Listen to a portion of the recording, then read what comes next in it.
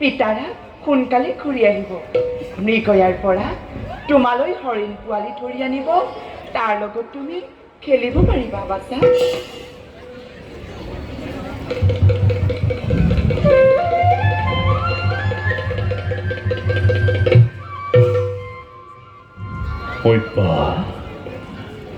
মহাৰাজ মহাৰাজ মহাৰাজ নহয় হৈবা, মুক্ত হাজি মই নাই আৰু একো চিন্তাৰ কাৰণ।